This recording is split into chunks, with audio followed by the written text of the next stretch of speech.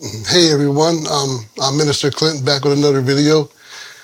In this video, it's kind of a special video. This video is about my testimony before I got saved in 2003.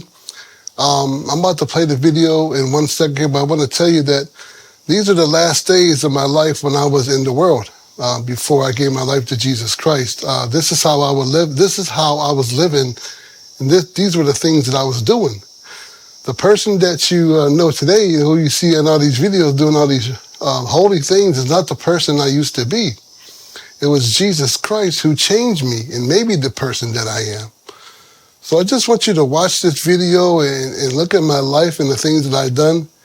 And look at all the things you see on the internet today and what I put out, what True Vine Ministries puts out, and who I am today. And Jesus Christ, He made me that person. The person I am today, the person that you see in all these videos and stuff, that's who I am. Christ made me that person. Christ made me the man that I am. So check out this video and look at my old life. Thank you and God bless. In 2003, my daughter, she was only 3 years old in 2003. I had this little body shop in Detroit. I would fix up cars and stuff and had a little paint shop. But at the end of my run there in mid 2003, it became more of a hangout than anything else. It became a hangout more than anything else. It became a hangout. So we would have guys over there. We would be smoking weed all day. And I was so addicted to weed back in 2003, and even before that, 10 years prior before that, I was so addicted to it. I didn't know what to do. The devil had me. The devil had me in his snare. And so people would come and hang out. We would get high all day. Girls coming by. I had people in there, sniffing cocaine, taking pills. I wasn't doing none of that stuff, but I just like to smoke weed. That was my thing. I just like to smoke weed. I would get high all day, every day. It got so bad that I couldn't even work, And my daughter, she was only 3 years old at the time, and she was at home with my brother, my mom. I was neglecting my daughter.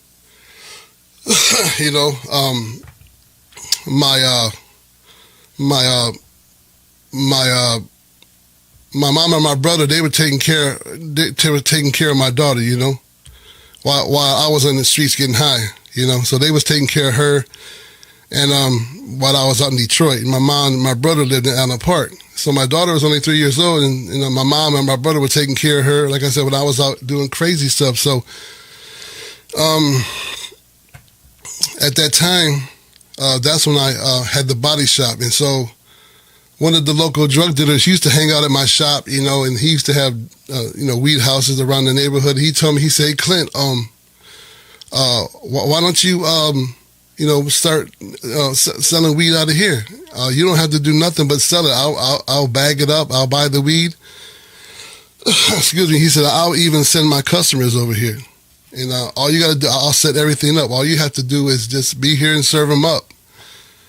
And so, like a foolish man, I was foolish back then. And so what happened was that I started selling weed out the shop. This was in 2003, a year before I gave my life to the Lord and got saved. 2003.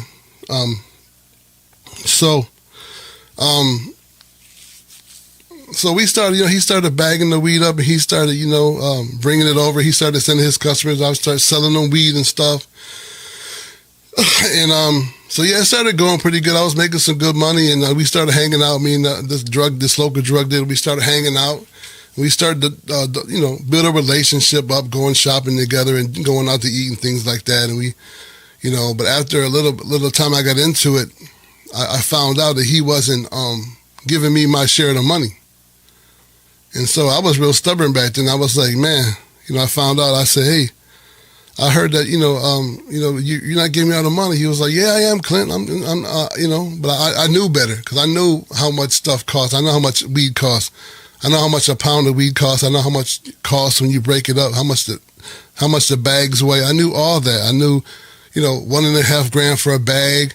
He was like, oh, I'm making them 2.5 grams. They're fat and all this. I said, no, they're not. I know what they are. I'm selling them. So I said, you know what? I said, I'm cutting you out, man. I said, I'm cutting you out. So I cut him out, and I started buying my own pounds of weed. And he didn't like that. He didn't like that because all his customers were still coming to the shop. So all his customers were still coming to the shop, and he didn't like that because he was losing out money because, those was his customers and they could have been buying the weed from the other spot. His other spots, he had more than one spot. This is the extra one. So, yeah, he had a bunch of boys, in the neighborhood. I was by myself, I'm from the west side and my shop was in Southwest Detroit. So, I didn't have anybody, I was by myself, but I didn't care because I'm born in the hood and I didn't care. Like I was stubborn. I was like, whatever, So he would ride by, have his sounds blast. He got his windows were tinted jet black, I couldn't even see in the car, so I didn't know what was going on by the cars. One day he rode by real slow, tinted windows, and I'm outside standing in front of the shop like, what you gonna do, So he rolled down the window. He had a gun pointed at me. He said, Clint, I'm telling you, man, you better shut this place down. I'm gonna burn it down. He said, I'm gonna burn it down if you don't shut it down. Right? I said, I'm not shutting down nothing, man. He said, I'm telling you, Clint, man, you better shut it down, bro. So I said, whatever, man. So he brought the window, he pulled off, right? I said, okay, all right, well, you got you, So he came back, a few days later, he posseed up, guys in the car. They pulled out in front of the shop again. And his boys in the back said, Clint, man, I'm telling you, man, shut it down, man. I'm telling you, you know what I'm saying? Whatever, you better shut it down. I said, I'm like, what's up? What y'all gonna do? I'm by myself, I ain't got nothing, no gun, nothing. But just a big head, And, so I was like, yeah, okay, whatever. So, he sent his boys over there one time, and I had a gun at this time. So I was like, I'm gonna get me a gun, you know what I'm saying? So late at night, I heard somebody knocking on the door, and I had the gun behind my back, I cracked the door. It was all of them. What's up, man? What's up, Clint? They've been drinking and smoking, whatever, high and drunk. What's up, man? So they try to bust in the shop. So I pushed the door shut, they're banging on the door. So they busted out all my car windows. I had a car. They busted out all my windows. And at this time, I was so low and down in myself that I was actually staying in the shop. I lost my house. That's how bad I was on weed. I lost the house, I lost my house. And so I was staying at the shop, And so my car was outside and they busted my windows out. I'm like, they didn't bust them all out. They busted out 3 or 4 of the back, couple of the side windows, whatever. It wasn't a big deal. So I started parking my car in the shop. So, so he, and the final, I had a friend of mine. I had one friend, his name was Bobby, and he said, Clint, man, he was the kind of guy who would do whatever, he didn't care. He said, so he hopped in the car with him and said, what do you want to do, Clint? So we drove by his house and he said, what do you want to do? You want to what? Blow his car up? Whatever, it don't matter. I'm thinking to myself, no, I don't want to do that, man, because if I do that, he's going to come back. It's going to be even worse, He said, no, I did it. So I said, forget it. So, he told my brother, and my brother came by and he said, Clint, man, what's going on, man? And I told him, he already knew. He said, man, you got to get out of here before they kill you, He said, you kill them or you're going to be in jail. He said, if you do that, Mom, she ain't going to be able to handle it, She can't handle that. And, okay, thank you for the sound. Yeah, okay, sounds good. Thank you so much. Okay, cool. It's Kyle. Yeah. So,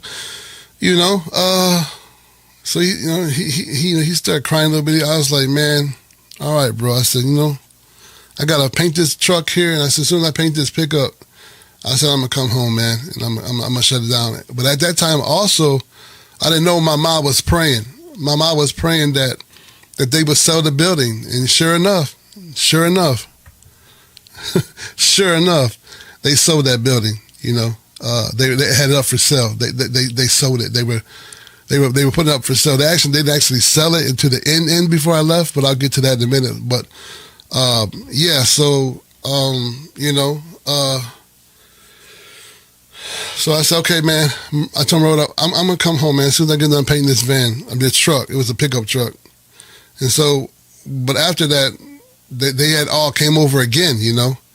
And this time, you know, they wasn't playing. They were all out. I was by myself. There was some other people who was hanging out at the shop who just like to mooch on me because we always got high and stuff. So they would come over and just want to get high, you know, try to mooch or whatever. So yeah, but so this is the final finale. Me and the head dope guy, we were about to fight. We're in the street, in the middle of the street. We were about to fight, man. I said, you know. And I was being a cool type of guy, and I don't know why I said this, but he had his boys over there on the side, these young Mexican boys. And I was like, man, I went up to their face. I said, man, he don't love you, man. I said, this guy, he don't love you. He don't care about you. He's only using you guys, man, you know what I'm saying, to sell his weed and stuff. He don't care about you guys, you know what I'm saying? So then I went back to him, and I was like, he's like, man, Clint, you know, da-da-da-da-da. Man, I told you, man, you better shut it down, man. I ain't playing, man. I ain't playing. He was younger than me, too. He's like, I ain't afraid of you, Clint. I might be younger. He was not. He was like, you know, in his early 20s. I was in my 30s. He was like, I ain't scared of you, Clint. I said, I want you to be scared of me. You know what I mean? So I don't want to fight him, man. I never was that type of guy. I don't like to fight and stuff, man. So I just slapped him real hard, you know. I just slapped the heck out of him, man. He got mad. He threw a bottle at me, man, and we was like tussling and stuff. And then he got up and he ran out the shop. I said, we had win the shop this time. We was fighting in the shop. He went outside and I don't know what happened. Everybody's out in the streets, man, and he just left. But yeah, after that, about a week after that, man, a guy come knocking on my door and he was like, yeah, he was like, I bought this place. It's my shop now. So I was like, wow. I gotta leave now. So that's how God did it, you know. God heard my mom's prayers, you know. And after that, you know, I went home.